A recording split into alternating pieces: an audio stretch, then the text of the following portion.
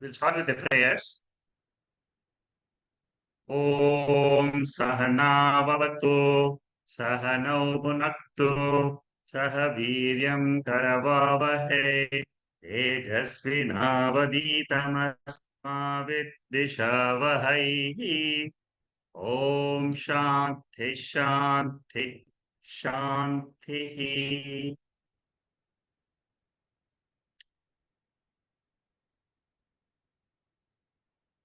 We are studying Taittriya Upanishad with Shankara Bashyam, a very unique study of Upanishads. When we study the commentary of Shankaracharya together with the Upanishadic mantras. We are in a very interesting portion called as Ananda Mimamsa, which is a very unique analysis of happiness, which is done in Taittiriya Upanishad. You don't find this type of analysis in any other Upanishad. The very definition of our nature, according to the Upanishad, is pure existence, pure consciousness, pure happiness. What is the meaning of pure? The pure means without anything else, whatever is our existence is our real existence. Without the body, without the mind, without the indriyas, without the world, whatever it exists, that according to the Upanishad is our original existence, original nature.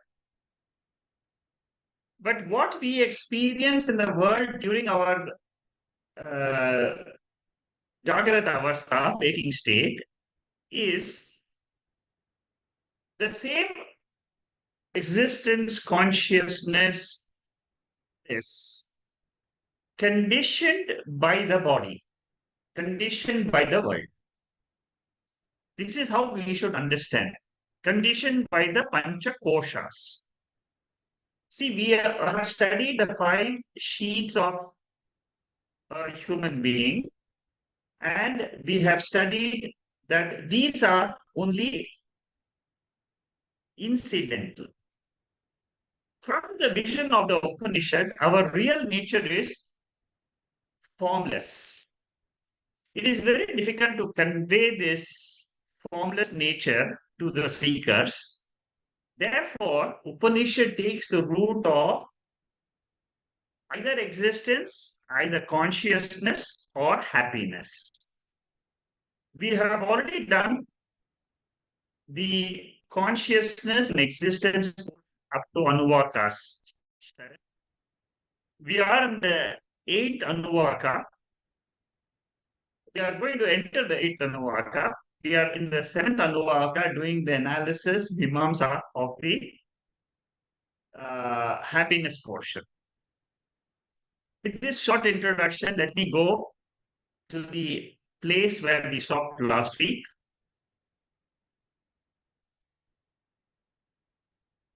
This is the slide where we stopped last week. What we have seen is that the happiness depends on the different body which we experience in different lokas. So we are in the 5th level of Karma Devananda. Karma Devananda is a body in a particular loka which has got 10 zeros of Ananda after one.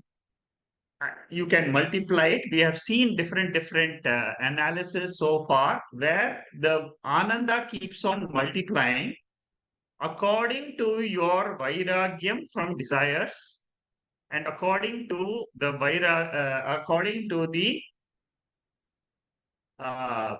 Bimba Ananda which you can experience in that particular Shariram.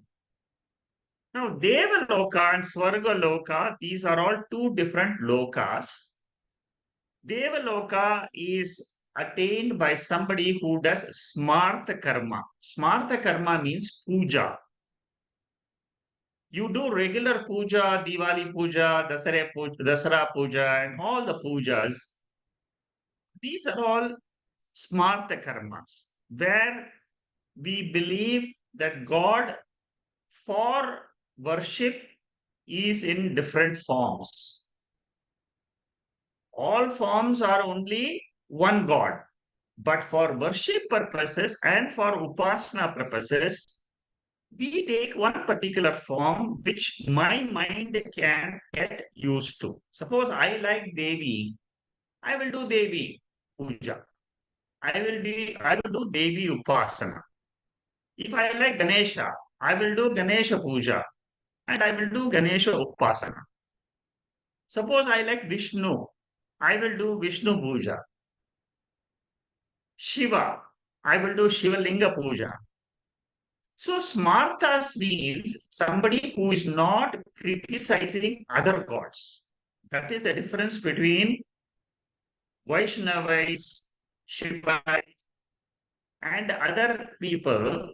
This is beautifully explained in a text called as Vichara Sagara, the seventh chapter, where all the gods are analyzed, and then each god, the followers of one god say that my Vishnu alone is the god, other gods are not to be worshipped. Those are all fanatics who do not understand how this idol is just only a form of the formless. So Swarga Loka is attained by somebody who does Shrauta Karma. Shrauta Karma means Vedic rituals. So you can do different types of upasanas and pujas and attain different lokas. Like we have in certain, in a city, if you live in Delhi or Bombay, you will have low income group, middle income group, high income group. There are different colonies. So even in the Devalokas, in the Karma Devalokas, the Upanishad says, the Purana says there are different colonies. One sacred thread is the qualification for doing karmas. For example, the moment a boy puts a sacred thread, he becomes eligible for doing rituals. He can do with upasana, he can do without upasana, but he becomes eligible. So, one who does the karma alone, but without any upasana, he reaches Devaloka. Okay. Now, this finishes this fifth volume. Now I'm entering into the sixth volume of the notes. For those of you who have taken a photocopy, who have printed the books, this information will be useful. So there are totally 8 volumes. I have finished 5 volumes. We are entering into the sixth volume. In the sixth volume, the content is the eighth Anuvaka itself. The whole sixth volume is eighth Anuvaka, eighth section of Taittriya Upanishad. Now, sixth level is Devaloka. That was what was mentioned here. And here in the next analysis, what Shankaracharya says is, he divides the devas, that means the gods in the heavens, he gives some classifications to them. So devatas are general, many in number. 33 devatas are mentioned. I will give you the details later on. One unit of Indra, who is not affected by desires, that if you multiply it by 100 is Brihaspati's Ananda. See, these are all different names used for gods at different places in the Puranas. The same thing is there in the Upanishads. Brihaspati, Indra, Virat, all these are all names of Devatas. In Brihadaranyaka Upanishad, for those who are interested to know more about Devatas, there is a ninth section in the third chapter of Brihadaranyaka, which talks about the 33 Devatas. These are Devatas with small powers. Vasu, there are 8 Vasus, 11 Rudras, 12 Adityas. The head of all of them is called as Indra, and then there is Maruta, 2 Marutas. Now, the descriptions are not so important and relevant, so I'm not going into the details of it. What we should know it is that this whole universe is governed by devatas, which are many in number. So the 8th level, we have done 7th level Indra Devata. 8th level is of Indra's Acharya, the Guru of Indra, which is Brihaspati. So Brihaspati Ananda is 100 times that of Indra Ananda.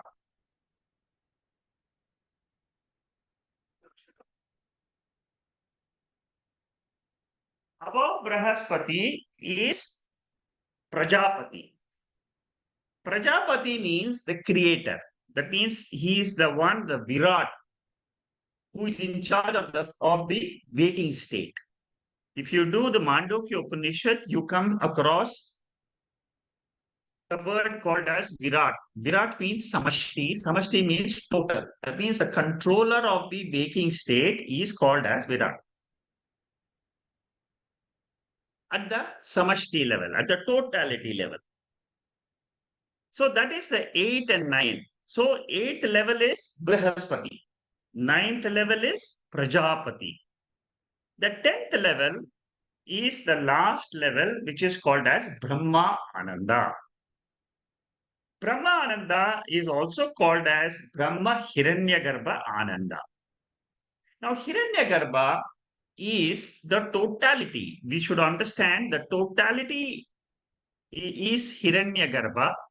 At the individual level, we call it Vyashti. Macro, micro.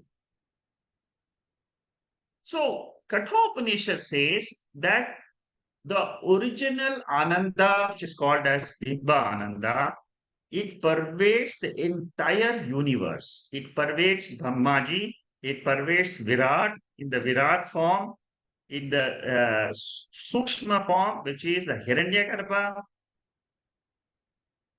So all these are all nothing but examples of one Ananda belonging to the original Brahmananda, which gets reflected in different bodies, in different lokas, in different sharirams, in different lokas. Now, this is what we have studied: Prajapati Ananda, Hiranyagarbha Ananda, and so on. That's what is mentioned here. And the Hiranyagarbha Ananda includes all the Ananda which is at the lower levels. That means as you go higher and higher, the Manushya Ananda becomes better and better in quality because of better Vairagyam and better body. Another factor which is responsible for Ananda mentioned by Shankaracharya here is Punyam. When we do rituals, I mean, see most of us who are living in the modern society, we may not be doing so many rituals as the ancestors did. Our ancestors used to do a lot of rituals. But as time has gone by, the rituals has come down and down in the modern ages. But Upanishad talks about all types of people. So here it says those who do punya, they go to higher lokas. But when you go to higher loka, jiva enjoys the sukham, but Veda tells us, but that sukham is temporary, and it is the same sukham which can be received by one who is a vairagi. That means, suppose you, this is the thesis of the Upanishad.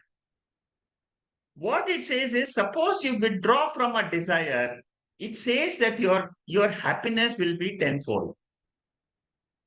Each one of us have to test this out for ourselves. This is an experience which you have to test in your own life. Most of us are caught in this cycle of fulfilling our desires and hoping that fulfillment of desires will lead to happiness. Taittriya Upanishad teaches us that that is one type of happiness. But if you really want the greatest happiness, it says happiness from Vairagyam is higher than Vishaya Sukha. By greater detachment, you get greater Sukham is the conclusion of the Upanishads. On what is this Vairagyam based? How do I get Vairagyam? Suppose you want to know, okay, fine. I agree with the Upanishad. I want to withdraw from my desires. But how do I do it? The answer is Upanishad itself says you do Viveka. What is the meaning of Viveka? Viveka means you try to understand, analyze, or discriminate whether the Vishayas have the capacity to give happiness to me all the time. Or does it depend on my mind? Suppose my mind is affected by the pain in my body, that Vishaya may not give me the happiness as what I want. So the conditions of the mind, this is again a very important point when you learn Upanishad. As the mind calms down, Ananda will get reflected and your experience of joy will be higher. But again, I said, this is something which has to be tested by each one of us. This is where the subjective element comes in. Your own analysis. This happiness by having the object, can I get that sukham? Or can I withdraw from the object? Can I get sukham?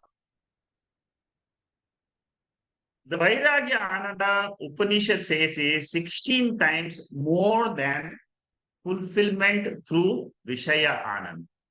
This is what the Upanishad says. This is what Shankaracharya says here. Now, Punyam is mentioned here in this paragraph. How Punyam is responsible for getting the fulfillment of Ananda in different lokas. The 10th level, as I told you, is Brahma Ananda. Now, what type of Brahma Ananda we are talking about? Is it Nirguna Brahman or Saguna Brahman? Saguna Brahman means it is the Ishvara with gunas. That is what is called as the creator. Brahmaji is a creator. The first born out of Brahmaji is Hiranyagarbha. Now, his Ananda is also called as Pratibimba Ananda. Hiranyagarbha is a Devata, but the Devata Ananda is also reflected Ananda. How does one become a Devata? By doing more, by getting more and more Punyam. By Punyam, you get the position in the lokas, Deva lokas. or Swargaloka or Brahmaloka. Hiranyam means shining. So the one who is got the shining Ananda as a Garbha, as the womb, is called as Hiranya Garbha. That means he has got all knowledge within him, omniscient. Normally we say God is omniscient, Ishvara is omniscient. How does one become omniscient? Omniscient means he knows everything about the universe, all knowing principle. Bhagavan has got sixfold sampatti, Shri, fame, then all the wealth which is belongs to this universe, all to Bhagavan alone. But Upanishad is saying all that Ananda can be had by a Manushya who has got three qualifications. The first qualification is Shrotriyam. Shrotriyam means he should have Vedic knowledge about Atma, about Brahman. He should have Aparahita Sharira. That means he should follow Dharma in life. The third is Vairagya. Vairagya means there is no desires in him. For Pratibhimbananda, Vairagyam itself is capable of giving the highest honor.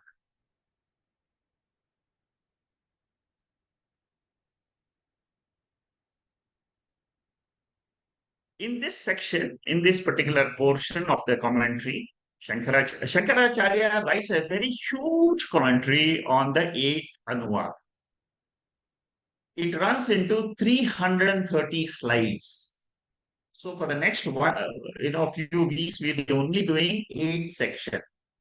The eighth section is a very, very big section where Shankaracharya analyzes the Brahmananda, because Brahmananda analyze and we get Vairagya. See, the main reason why he analyzes so much is according to Shankaracharya, our desires in life are the main problem for avidya. Avidya means self-ignorance. Self-ignorance expresses as kama means desire. So every time we have a desire, you should know I am living in self-ignorance. This is how he analyzes avidya, kama, karma, samsara. So avidya means self-ignorance. Due to self-ignorance, I get desires in my mind. Because of desires in my mind, I do action. Karma leads to karma. And then karma leads to what? More karma. That means I want again more and more of the same object. And if I don't get that object, I become angry, which is again samsara. In order to gain that more happiness, again I take rebirth. So, what is the whole cycle of avidya, kama, karma? That is being explained here very, very much by Shankaracharya. So, he writes several pages of commentaries on this section. He quotes several Upanishads also. Here he is quoting in this section Vardhanya Upanishad, Swayam Jyoti Brahmana. And in this section, the Upanishad says that on one small trickle of Brahmananda, all living beings live their whole life. That means if there is no Ananda in life, even a person who is suffering, but still has some amount, some reflection of that Ananda. Otherwise, he cannot continue his life. That is what the Brihadaranyaka Upanishad says in chapter 4, 332. So, Shankaracharya brings this for analysis in particular section. Vairagyam becomes higher and higher as we grow into higher lokas where we get different freedoms. But the qualifications for a spiritual seeker is what? Shrotriyam Brahmanish, which is what we studied in the last section. Vairagyam is the most important qualification of a spiritual seeker. Vairagyam means dispassion. Dispassion born out of Viveka Shakti. Viveka means what is Nityananda and Anityananda. Nityananda means my Swarupananda. Anityananda means Vishaya of the objects. So there are two ways in which we can get this dispassion. One, by knowing that this Vishaya Ananda is nothing but it is a reflected joy. If it is reflected joy, suppose if it is a reflected face, will I pay too much attention to it? No. We know that it is essential. So that is one way of getting vairagya. The second method is this vairagyam. If I have, I will go to jnanam. It helps me to gain jnanam, and jnanam indirectly gives me bimba ananda. So through bimba ananda, what will I get? Through bimba ananda, I will have total vairagya. Total vairagya means what? I will only be happy when I am with my own real self. See, many people you will find that they are extremely happy when they live on their own. Some people are happy when they are together with company. Both types of people we see in life. But here, what it says is avoiding raga dvesha is vairagya. Because raga dvesha is nothing else but it is a manifestation of avidya. Remember this always, whenever there's raga and dvesha, it is nothing but avidya. इन्द्रियस्य इन्द्रियार्थे रागद्वेषो व्यवस्थितौ तयोर्न वशमागच्छेत् तौ हास्य परिपन्थिनौ. Bhagavad Gita, this is a very important shloka for those people who want to have vairagya. Whenever, see, this gives you a tip. The tip is mentioned here very beautifully. What it says is that attachment and aversion are the objects of sense organs. They abide in the senses only. They do not belong to me, the Atma. Therefore, don't come under the sway of raga and vesha. You have to contemplate on this verse a lot to understand the depth of this meaning. If I know that the raga, that means attachment towards anything, is only in the sense organs. For example, my eyes want to see a very nice film. My ears want to hear good music. So where is that raga? It is in the ears or it is in the eyes. I want to taste lovely food. Where does it reside? In the tongue. I want to smell flowers. I want to go to a rose garden. The nose. So the pancha indriyas have got five sense objects. Therefore, Lord Krishna says the whole transactional world is nothing but the sense organs enjoying the sense objects, and behind that is the mind, which is the ahamkara, which says that I am enjoying. See, it is the mind which controls the sense organs. It is the Sarathi. It is the rider who controls the horses. Kathopanishad says the five sense organs are like the five horses. But the buddhi is the controller. So likes, dislikes will continuously generate actions in the mind. And then we will be forced to do actions. Why does these actions, how are actions born? Actions are born because of prarabdha karma fructification. See how beautifully Shankaracharya analyzes this subject matter of happiness. Tayor vasham na gache. That means don't fall into the trap of raga desha. That is how you will get rid of avidya. That is how you will get atman jnana.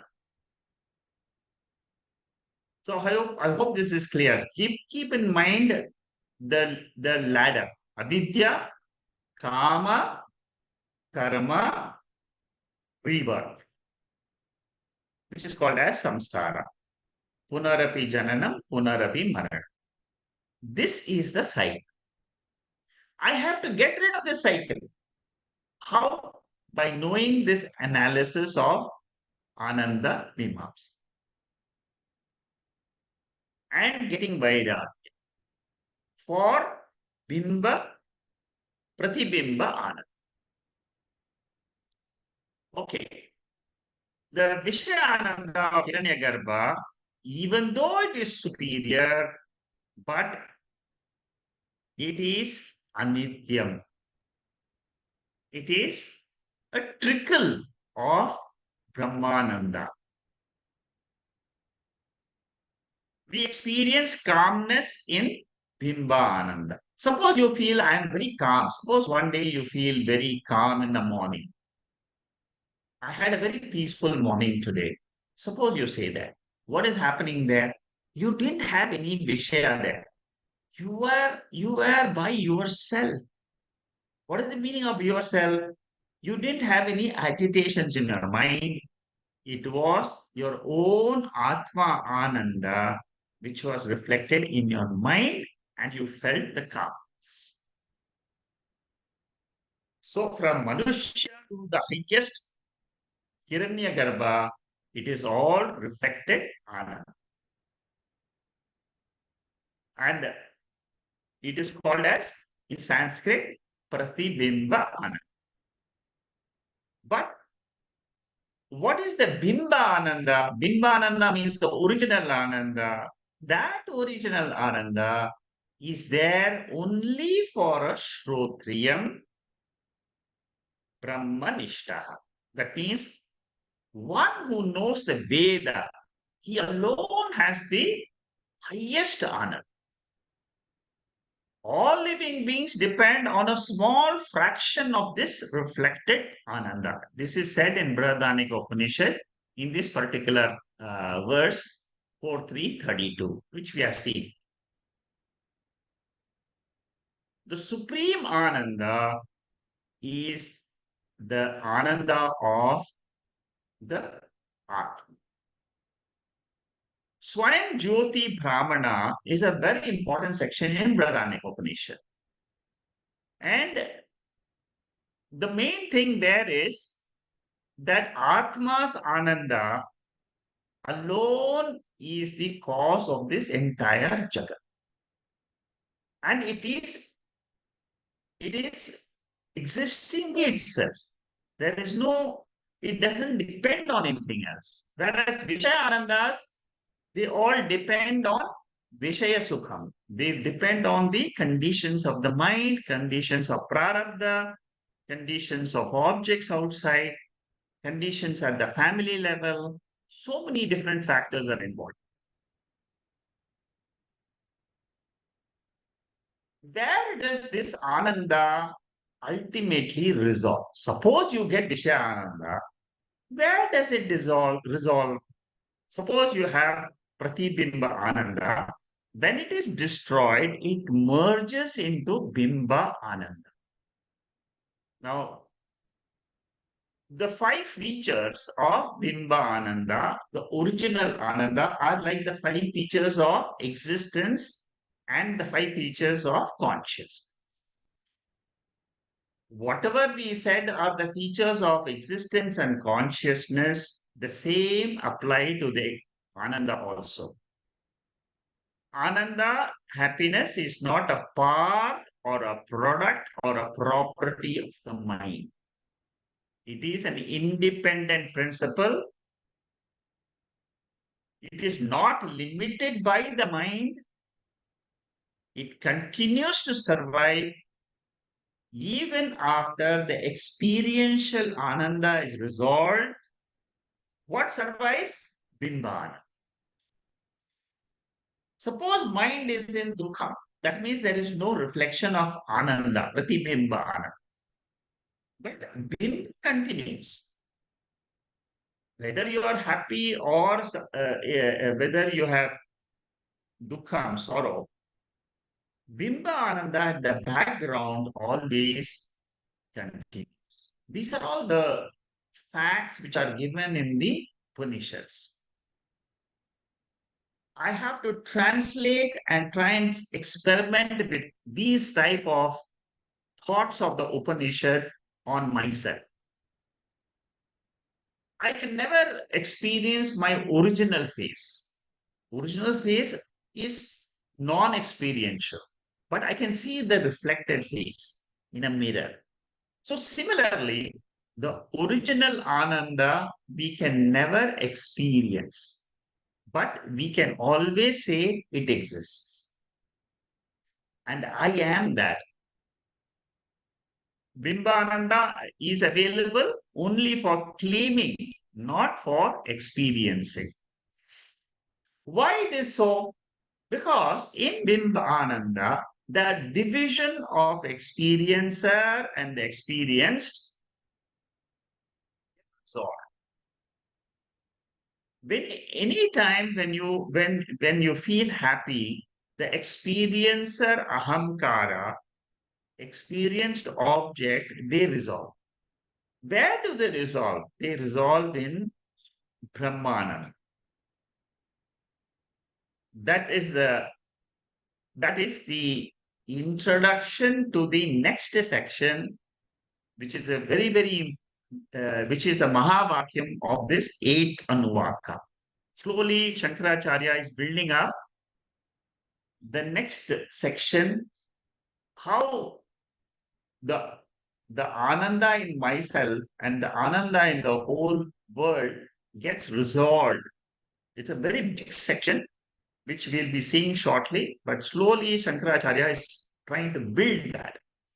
So the experienced Ananda is experienced, is seen. Experiencer is the seer. But this division, see, for example, I am enjoying a dish. I am the enjoyer, the dish is enjoyed. I am enjoying the dish. So enjoyer enjoying relationship exists in Pratibimba Ananda, but it does not exist in Bimba Ananda. Original Ananda, it doesn't exist. That is how we should remember Bimba Ananda is a higher order of reality, Paramarthika Satyam. Whereas Vishaya Sukham is Vyavaharika Satyam. See, like we have reflected consciousness and original consciousness. Original consciousness is Paramarthika. It is of a higher order of reality. Similarly, in the happiness also, there are two levels of happiness. One is at the Vyavaharika level, another is at the absolute level. That is the portion which Shankaracharya wants to comment on, because that is the portion we will be doing very soon. The result of this Mimamsa is presented as a conclusion. Upasamhariyate. My mind is a mirror to reflect that Swarupa Ananda. Like a mirror, if it is dull, you will experience dullness in your mind. You will not experience happiness, you will experience sorrow. Suppose the mirror has no dust, bright, then what happens? My reflected Ananda grows. Mental reflection is subject to fluctuations because of external conditions. Matra sparshastu kaunteya shitoshna sukha dukkadaha agama nityaha tamti tikshasva bharata. See, Shankar, this Lord teaches us in the second chapter itself that samatvam is very important in life. Samatvam is what gives you calmness of mind. In this very second chapter, he talks to Arjuna and he says, have equanimity whenever you face the world, whether it is heat or cold, pleasure or pain, they all have a beginning and they have an end. They are not permanent, they are impermanent. He doesn't say that you have to get rid of them. He says, face them bravely, endure them, because you can't avoid it. Why you can't avoid it? Prarabdha Bashyam. It's coming because of the prarabdha of the body. The body is alive today only because it has to go through this karma and karma phala. We are supposed to do certain karmas. We are supposed to enjoy certain karma phalams which we have done in the past. And karma phalams gives us the pratibimba ananda, which is experiential. But the problem in the experiential ananda is it is fleeting. Body is very fragile. Whereas Atma Ananda is permanent. It is non-experiential. See, these are all the ways in which how a sannyasi remains a sannyasi throughout the life because he has this knowledge. We can be all grahastha mental sannyasis. Mental sannyas means in my mind I know the truth. I am Atma. In my mind I can live a renunciate life mentally. It's possible. That is why Grihasthas are also taught Bhagavad Gita, Upanishads, Brahma Sutra, so that they can realize their Atma. Atma is anyway at a higher level. It is nothing to do with the body level or the mind level. So understanding this truth, that the contact of the senses with the sense objects will give us sukham or dukham, and I am not affected by the sukham or dukham. I am at a higher level. Another beautiful verse comes in the fifth chapter of Bhagavad Gita. Na prahite priyam prapya, no dvijit prapya cha priyam, sthira buddhira sammudaha brahmavid brahmani sthitaha. Here, Lord Krishna is saying about as intellect which is undiluted by any confusions in life. What type of intellect it will be? It is the knower of Brahman. A knower of Brahman will have no delusions, no moha, and no shokha. No sorrow, no delusion. He is the one who rejoices even when the situations outside are not conducive. He will say, I am Atma and I enjoy Atma Sukham. I do not depend on the external conditions. When experiential joy comes, enjoy, but don't get carried away with it. That is the lesson we should learn. External happiness will come as per my prarabdha karma phalam. Suppose you are very rich. You live in a mansion. It is because of your punya. Let's say that it is, you are a jiva in the body. That jiva, body is not me. Body is only a house. The owner of this body thinks that whatever I am experiencing is belonging to me. That needs to be dropped. It belongs to the body because of prarabdha karma. It is doesn't belong to me. I am the Atma, which is beyond the body, mind, the world. The only way to have this pure Ananda is claiming Atma Ananda as Maya. Taittriya Upanishad says this in the second chapter, where it says very clearly that the bliss which is comes into this body mind complex is nothing but it is the bliss of Brahman. Everything which is enjoyed by the jiva is nothing but it is Atma Ananda.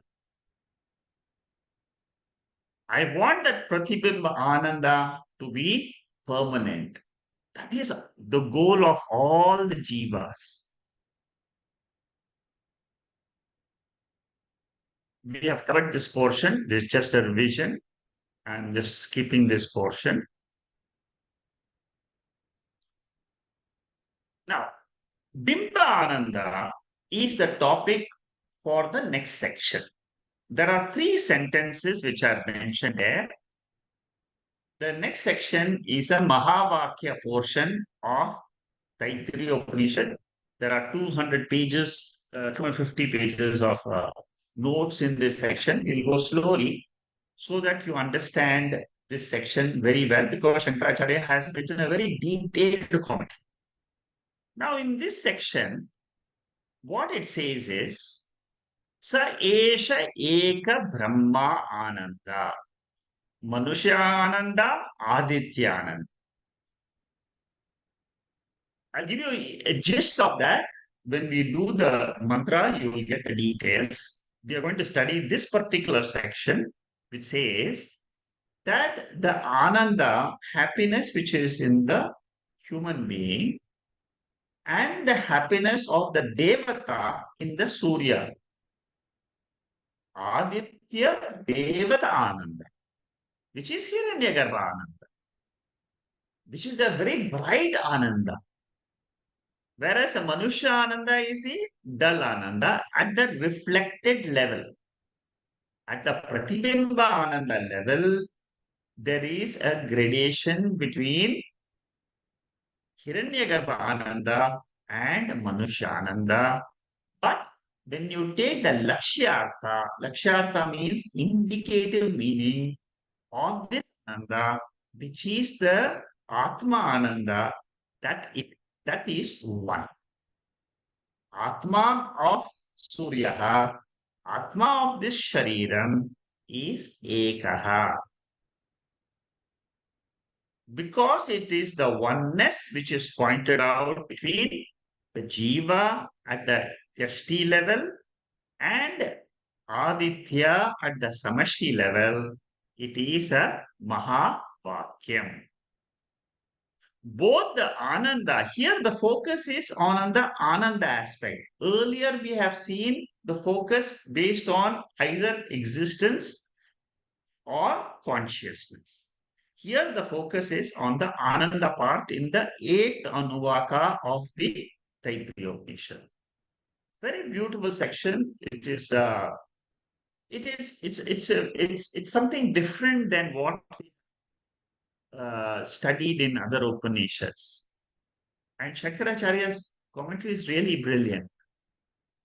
So Vishayananda is also born from that Brahman, from that one Ekaha Atma alone. All Anandas are born and all Anandas are resolved into the same Brahman.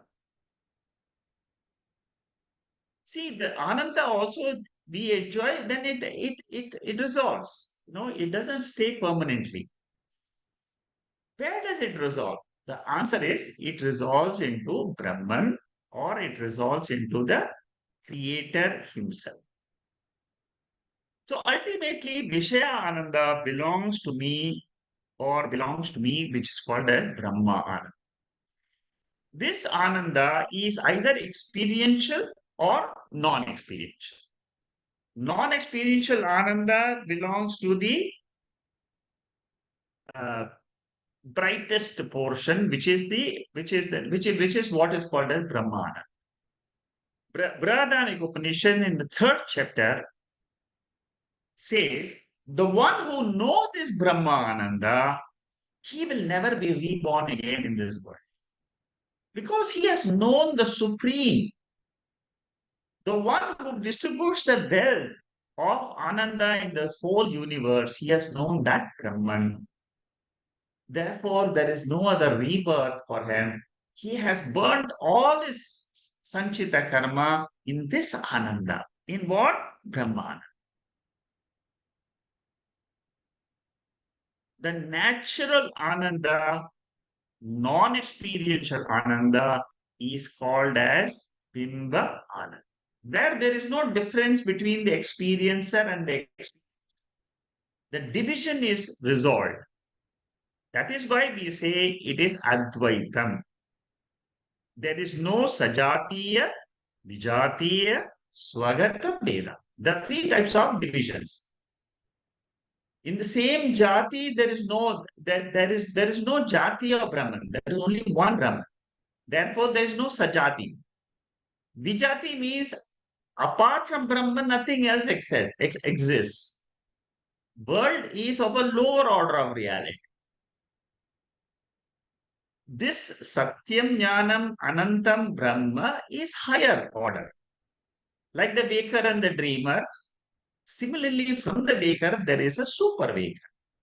That super waker is Advaitam. It is divisionless. Knowing this divisionless Brahman gives me all the which is possible in this world. That is why this Kaivalya Upanishad mantra, Mayeva Sakalam Jatam, May Sarvam Pratishtitam, May Sarvam Layam Yati, Brahma Advayam Aham. I am that Advaya non-dual Brahman. This is a very important verse of Kaivalya Upanishad. I quote this mantra, not me, Shankaracharya quotes this.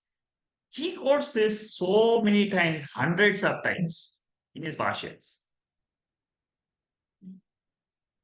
The result of this mimamsa of happiness is concluded in Mahavakyam, which we are going to study. That is what it says. That is what Shankaracharya says. That I am that Bhimba. In the Mahavakyam, there are three sentences. Sayashtayam Purushe. That means a Manushya Ananda, suppose it is one unit of Ananda, and there is Hiranyagarbha, Yashchayam Aditya. Suppose there is a Devata, Surya Devata, and his Ananda is Ananda of the Manushya times 20 with 20 zeros. That means you can imagine such a big Ananda. But what is it ultimately? It is one Brahmananda. Sa ekaha. That is what is the Mahavakya. Three sentences put together is this Mahavakyam in Taittriya Upanishad, and the gradation in the Devata Ananda and the Manushya Ananda is only a Vakshyartha. It is only at the level of it is only at the level of Vyavahara, but at the Paramartika level, at the Lakshyartha level, it is one. See, the meaning of Lakshyartha, Vakshyartha, all this becomes clear when we do this type of analysis. Okay. So this is the actual mantra. Sayaschayam Purushe Yaschasavaditte Sa Ekaha. This is the sentence. This is the Mahavakya. Now, this is being explained by the Upanishad in the section 8, in verses 11 and 12. Okay, in two verses, this Mahavakyam is explained. And we will study this Mahavakyam from now on. A short meaning of this verse, what does it say? The Ananda, which is in the human being and which is in the Hiranyagarbha, giving up the Upadhi, which is the body, either of the Surya Bhagavan, which is the Surya Mandalam, or the Shariram, which belongs to the body. Suppose I transcend them, where do I go?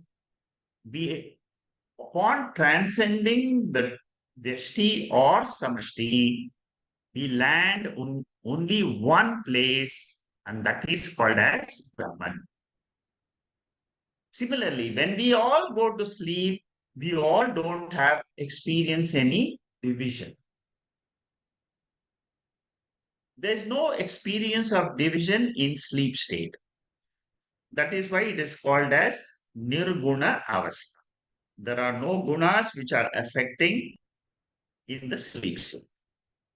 In that avastha, whatever is the ananda which we experience, it is not the pratibimba ananda, it is the bimba ananda, is the ultimate lesson we have to learn. See, we have studied before what happens when we drop our five koshas. This portion, the 8th section, the 11th and 12th verse, tells us when the five koshas are dropped by an individual, where does he land? Does he land in non existence or nothingness, or does he land in Brahman, which is all existence, all happiness? That is the analysis this Shankaracharya does this. Very beautiful section. You'll enjoy this section because this is the last portion of this Upanishad. We have one more section, the ninth section. It's only consists of two mantras. But this portion is a very beautiful section, very unique in Taittiriya Upanishad. It is the Maha portion of Taittiriya Upanishad. So, human being is enjoying a reflected ananda, but the lakshyartha means there is something behind this human ananda. That ananda is the bimba ananda.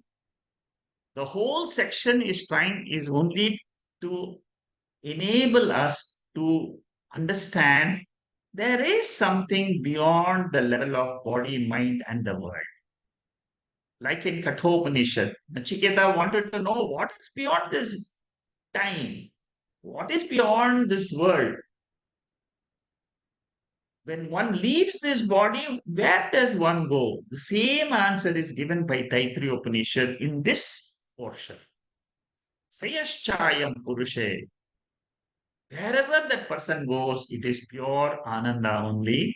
It is this ultimate, there is something called as Brahman. With complete faith, listen to the talk of Shankaracharya, and you will come to, in your own mind, you will get uh, a small discrimination, and you will see there is something beyond the level of body mind. So, what it says, Brahmanda is identical. Uh, it is beyond the five elements It is beyond the body mind complex. It's beyond the five koshas. And where is it? It is in a sacred place in the mind cave. Parame Vyomi. Shankaracharya refers to the first mantra of this Upanishad, where it says you go into your intellect and search for this happiness, search for this truth of Atma. In your own intellect, you have this nishchitam. Nishchitam means you come to a conclusion in your own intellect that this is the Atma and this is the Samashti Aditya Hiranyagarbha Ananda also. The one who claims this Ananda in his own self is a Shrotriya Brahma Nishtaha. The one who knows that that Ananda, which is experienced by all, is the same Ananda in his own intellect. He is the one who is called as a Jnani. Okay. So that is the essence of this sloka here. Very similar to Brahma Vardhanika Upanishad, where Yajnavalkya says the entire universe is pervaded by this Brahman or this Atma. The earth is pervaded, the air is pervaded, the sky is pervaded, the higher lokas are pervaded. Pervaded means what? It is the reflection of that continues everywhere in this universe.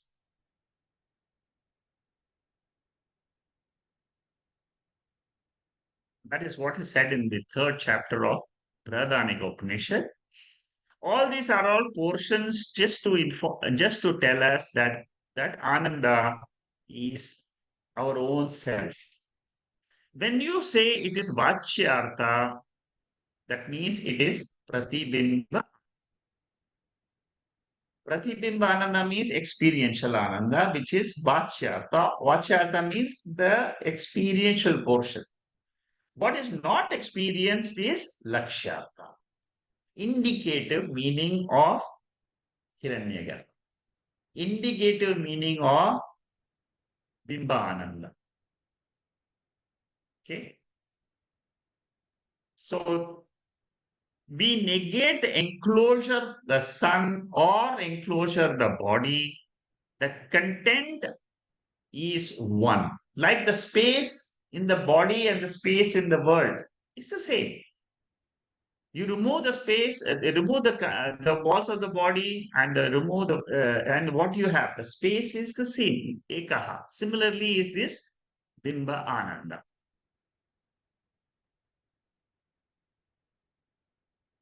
Now, in the next section, there is a Purvapakshi, a doubt. Now, what is the doubt that is being explained in this particular portion? That so here the doubt is when the individual is here, that means in a human being,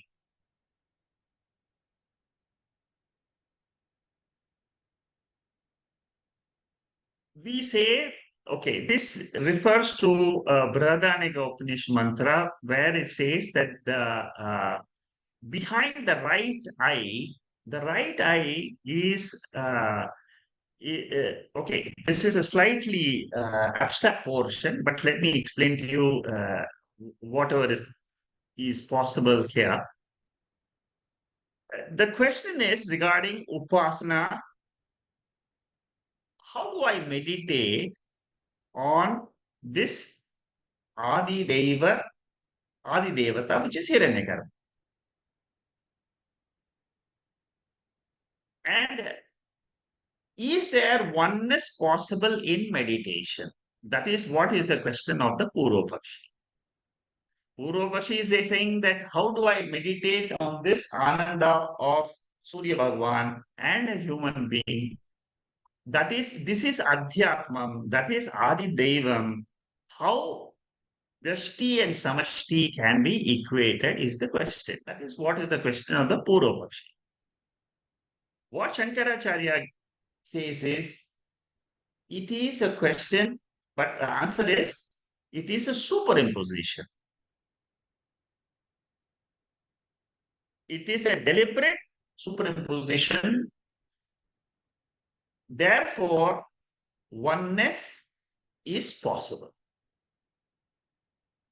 The Chetana Tattvam in the Purusha, that is in a human being, and the Chetana Tattvam in the cosmic Purusha is one.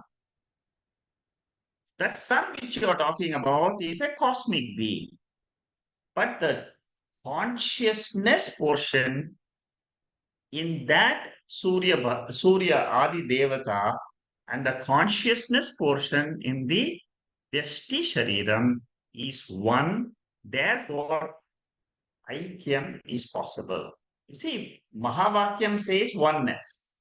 There is a Purva Pakshi who says, how is it possible? That is Adi Devikam and the body is Adhyatmikam. How is it possible?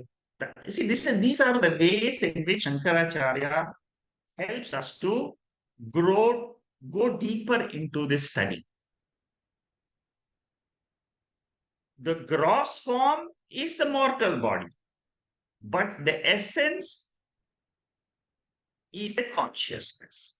So whether it is Surya Bhagavan or whether it is the individual Shariram, the one behind it is the indicative, it is the Lakshyartha, and that is what is indicated in the right eye of the meditator.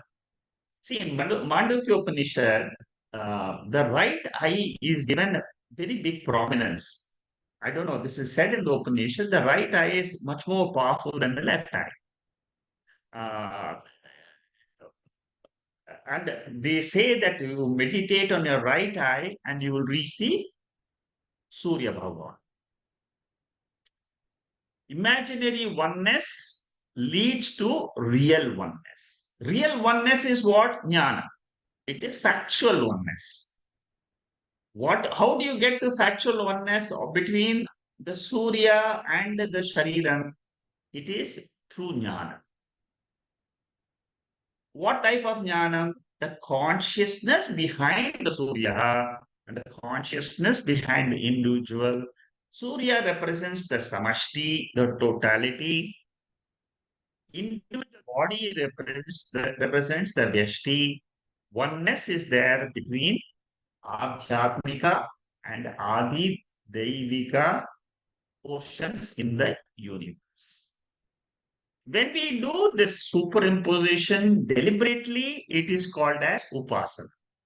That means in Surya Bhagwan, I pray to Surya Bhagwan. In my meditation, I say, Surya Bhagwan, you are the totality of this entire universe. That is the type of meditation I do. And you are there in this behind my eyes. This is the meditation. You are meditating on Devata. What Devata? Surya Devata. Surya Devata is millions of miles away from me. But in your mind, you are imagining that that Devata is there behind in my eyes. It is a deliberate adhyas. This oneness which is brought about deliberately, it is also a superimposition.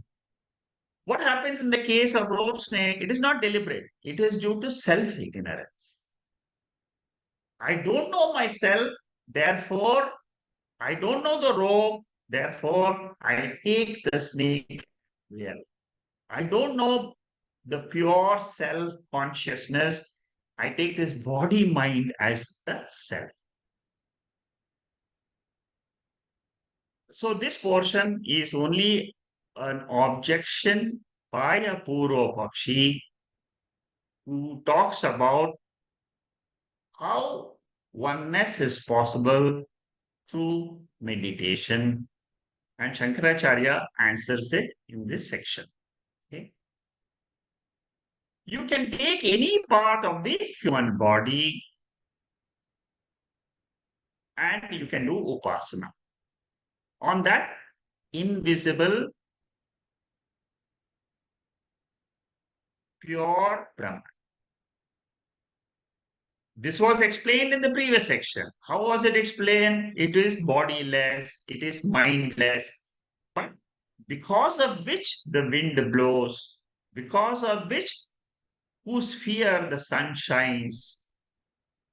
So these are all the type of ideas which are brought about only to bring oneness in my mind for meditation. But through jnanam, I understand the truth.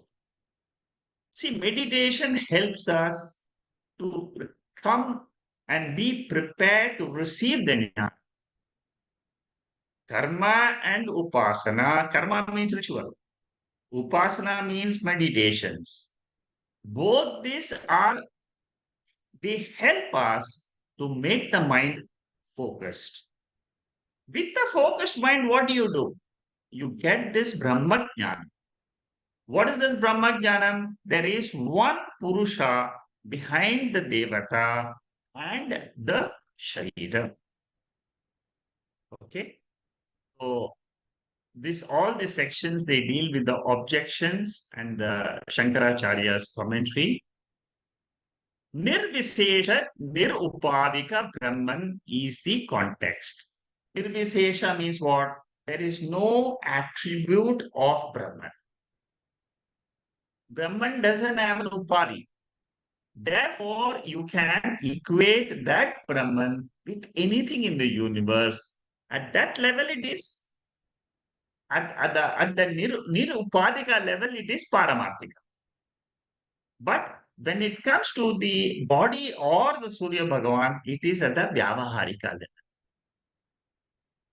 Okay, so this portion you should try to understand. Paramarthikam and Vyavaharikam, we are bringing the oneness which is there at the Paramarthika level. It that oneness we are trying to understand at the Vyavaharika level because we are in the Vyavaharika state. And it is through jnana, Parabrahma jnana. You see, ultimately, karma and upasana give purity of mind, chitta ekagrata. Ashuddhi, impurities are removed. With a pure mind, listen to the Upanishad, which says, Aham Brahma Asmi. In Mandukya Karika, third chapter, Shankaracharya brings out beautifully this same what he is bringing up here. He says, karma and upasana is only a stepping stone, but jnanam is the ultimate which purifies, which gives you moksha. Apara Brahma upasana, para Brahma upasana. Aikyam is not the same when it is imaginary, but it is the same when it because it is factual. Okay. Here are the revision portions. Ananda at Vachyata level, Lakshyartha level. At Lakshyartha level, it is called as Swarupa Jnana, Bimbananda. At the Vachyartha level, it is experiential. All the 10 lokas which we did, they're all Vachyartha, that means literal meaning of Pratibimba, reflected Ananda. Okay. So this is what these are all revision portion. Purva Bakshi also we have discussed now.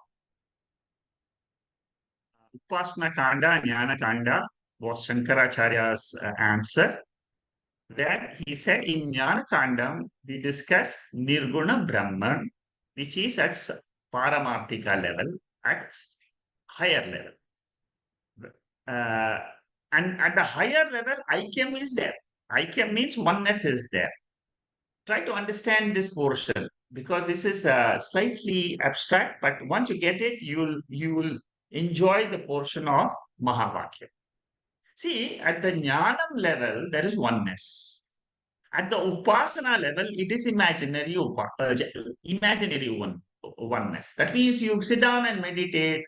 That is one type, that is the deliberate oneness which you bring in the mind.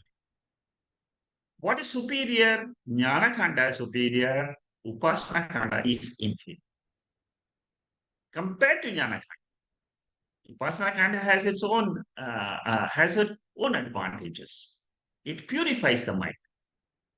Adrishye aninilaye anatriye is the description of Atma. Shankaracharya quotes that here. Bhishasmat vat pavate. Pisha udeti suryaha. See, Shankaracharya quotes all this to say that because there is some superior power, you see all the elements are doing their duty. Surya is rising at the same time every day. It it it resolves at the same time every day. Sunrise, sunfall. Rains come at a particular time. All these are all what they are all as per some law giver. There is one law giver. They all follow the rules of that pure Brahman. See that Brahman we cannot see, but it exists. Okay, so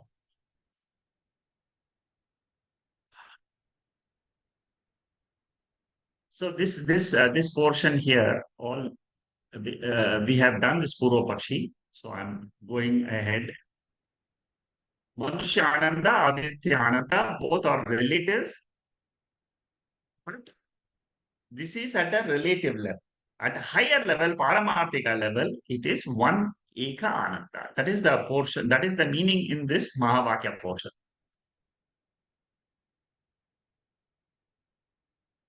Okay.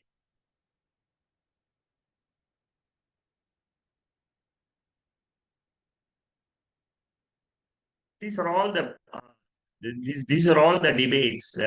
You can go through this in your own way, but I have given you the gist. You will follow these slides on your own.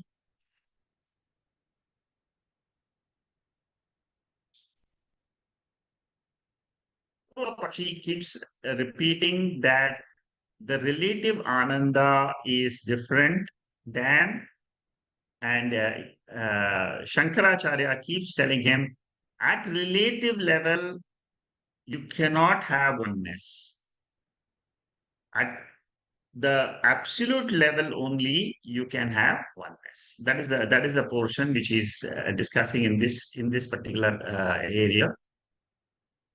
Uh, one does not have any fear of losing that Bimba Ananda because that is his nature. There is no fear of losing Ananda because he has realized it as his own nature and it is Ekaha.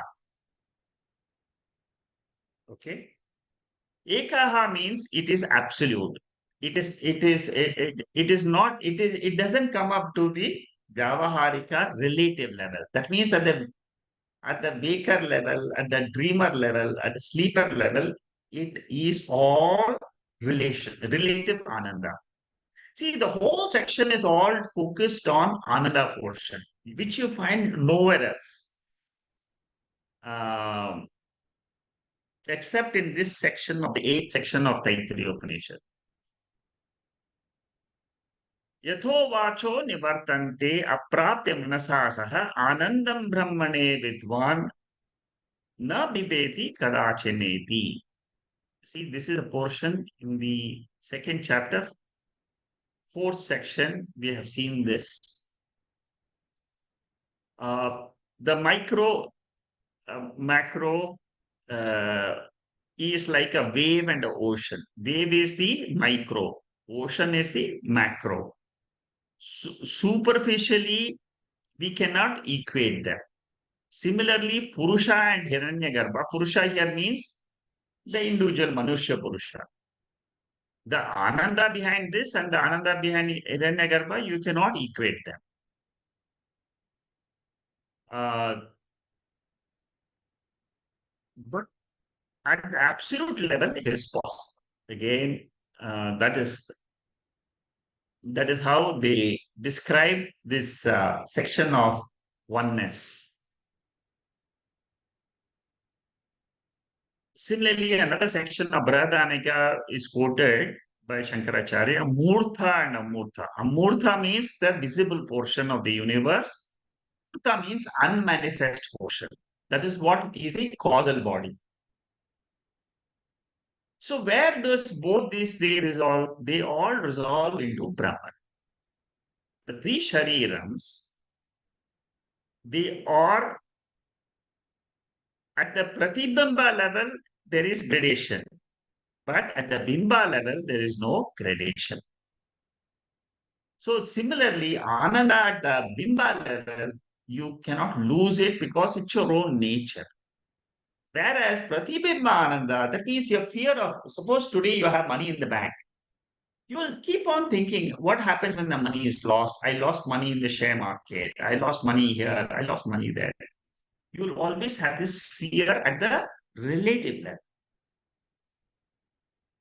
At the absolute level, nothing happens. That is what is the lesson which we learn here uh, in Upanishads.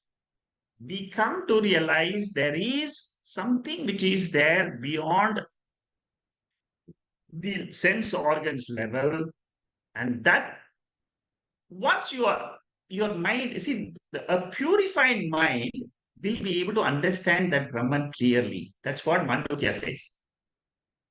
With a pure mind, when you listen to Upanishad, immediately your intellect says, yes, it is true. I can understand that Adrishye, Anikriye, Anilile, Abhayam Pratishtam Vindate. I can understand Mandukya mantra, the seventh mantra, this mantra. Na anta pragyam, na bahish pragyam. I can understand this very beautifully. Why? Because of purity in the mind. Okay. So Shankaracharya says that Ananda Mimamsa portion is very correctly wound up when we understand this oneness between Surya and the individual. Absolute Ananda is beyond words. And if you are able to understand this absolute Ananda, then you have understood this entire Vachyartha, Lakshyartha, and all these portions. Uh, okay, all these portions are just again comparisons. What is Pratibimbananda? What is Bimbananda? Uh, Time is up today, so I will stop in this slide. We'll continue with this. I'll just close this slide. Pratibimba Ananda. Pratibimba means it is always anityam, relative. It is why? Because it is relative, it is anitya. Anitya means it is permanent. Whereas bimba means nitya. See, bimba, you can always take it as ananda, or it is you can take it as consciousness, or you can take it as existence. All these three are the same. They are all dealing with the same one entity. Pratibimba is the reflection. Kosha Ananda. It is a reflected joy or reflected consciousness or reflected existence.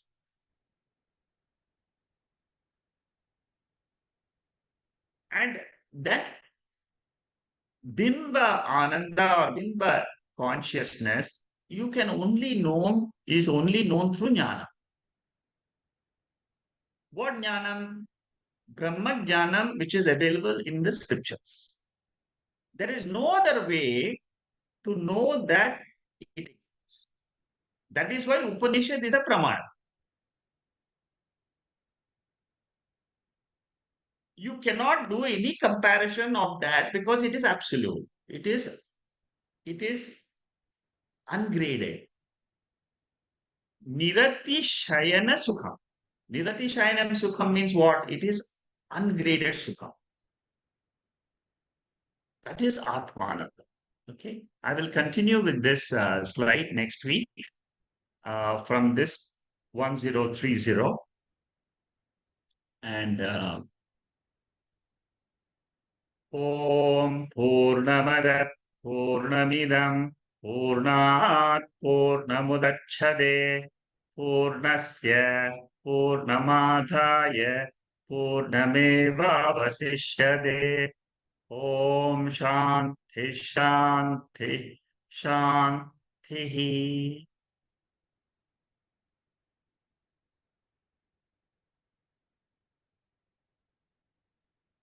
Does anybody have any questions on today's talk?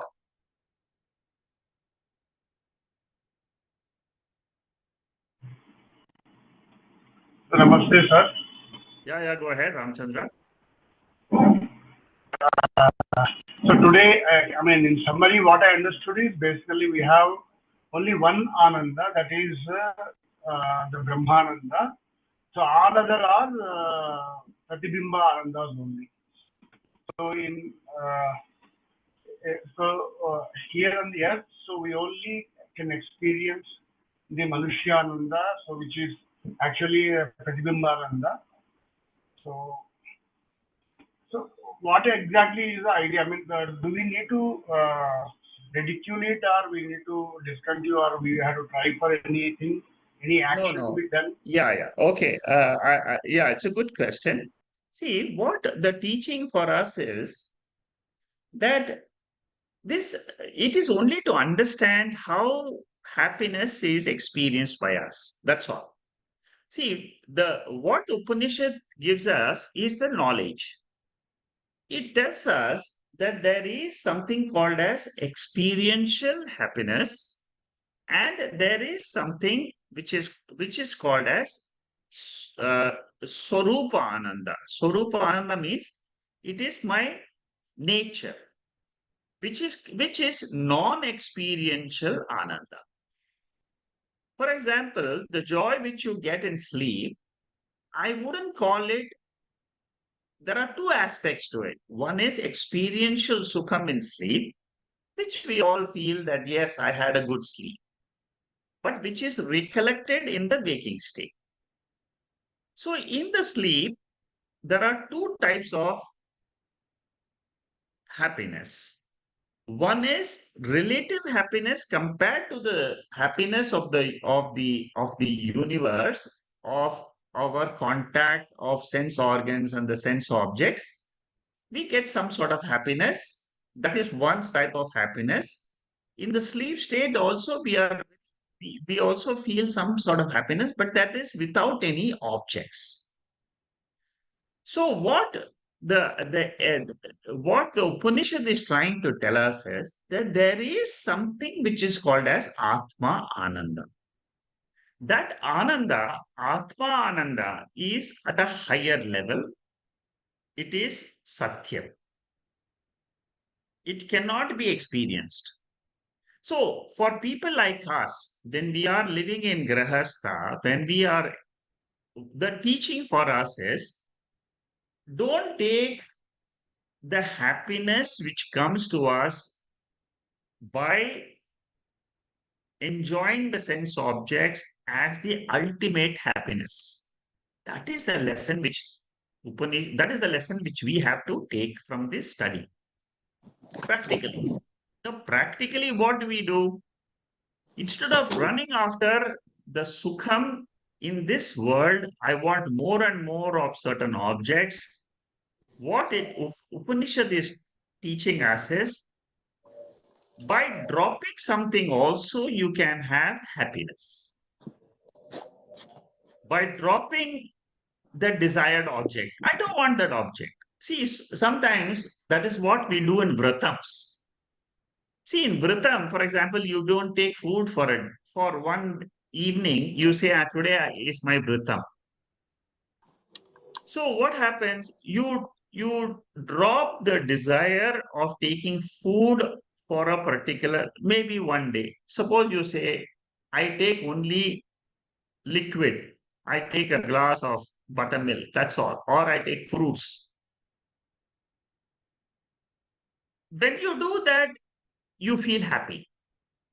That happiness is born out of what? Not by enjoying food, but giving away food. Similarly, donation.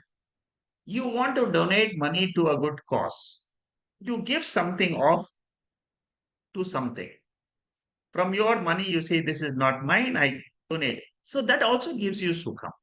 Now, all this sukham which you enjoy in the world is anitya sukham. It is not nitya sukham. Nitya sukham means it is my nature.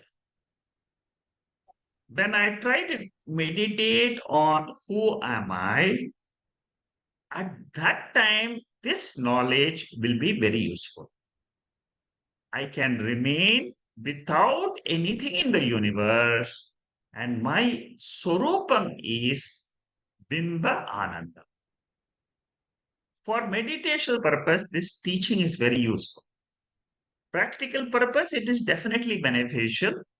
These are the two lessons we have to learn from this Mimamsa portion, this entire analysis of happiness. Ramchandra, am I clear? Yes, sir. Thanks a lot. It's clear now. Yes. Good, very good. I'm happy you raised it, and I think is good. Anybody else has any other question?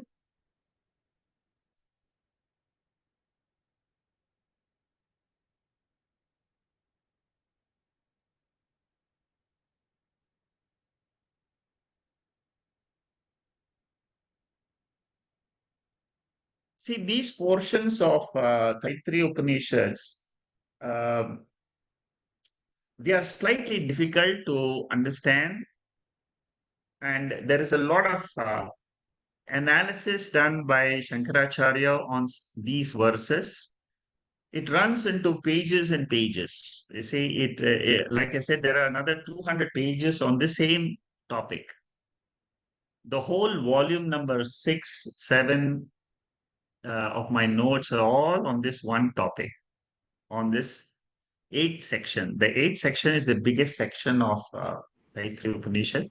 You find several commentaries of Shankaracharya uh, related to happiness. See, ultimately, like I said, uh, the beauty is it has to be tested by oneself. We all fall into the bracket of running after things and thinking that the world gives me joy, but it takes a lot of maturity to understand how I can drop it and also get happiness. That is experientially uh, to have the experience of the teaching. It takes time. It takes vairagyam. It takes dispassion. And some of us have done it. They can say with conviction that this, what the Upanishad teaches, is the truth.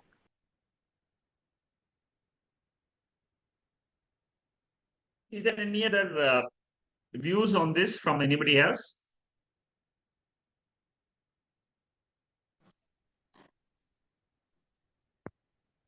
Uh, Shikaji is Shanta here. Yeah, Namaste. Shanta, yeah. Yeah, no, not being. It was just for me recollecting what we learned before It's when correct. we did the That's right. Yes. Bhashyatam and Yes. Lakshartam, and so it was a bit more depth in what we had learned. So Correct. it So was there quite, yeah, exactly, it'll be the same flow for the next couple of weeks. It will be the same flow because Shankaracharya goes deeper. Again, he tells us something more. Again, he goes deeper. Again, he tells us something more. Normally, we can skip this portion, but because we are doing the Bhashyam, I'm just going through it. And yeah.